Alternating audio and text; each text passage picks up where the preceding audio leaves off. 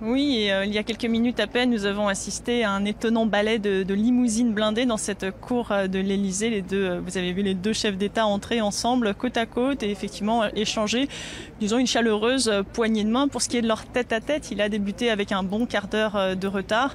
Et on sait que les deux hommes ont déjà eu l'occasion de faire état, en tout cas de prendre acte de leurs divergences ce week-end lors du G20 à Hambourg sur les questions climatiques, sur les questions commerciales. Mais ici, on insiste sur le fait que Emmanuel Macron ne désespère pas de rallier Donald Trump à la cause climatique.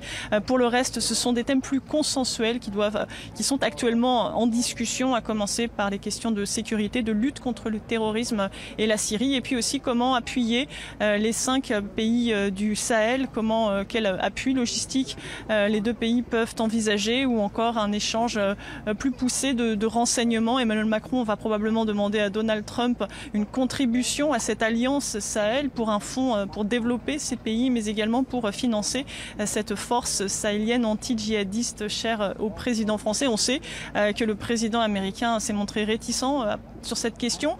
La conférence de presse devrait par conséquent se tenir probablement sur les coups de 18h15, 18h30, avant, vous l'avez dit, ce dîner entre les deux couples présidentiels à la Tour Eiffel. Difficile de ne pas faire plus carte postale. On sait le président américain qui apprécie la bonne chère. On sait aussi qu'il apprécie le cérémonial, et que d'une certaine façon, cette visite est bienvenue pour lui au moment où les soucis, les ennuis s'accumulent outre-Atlantique.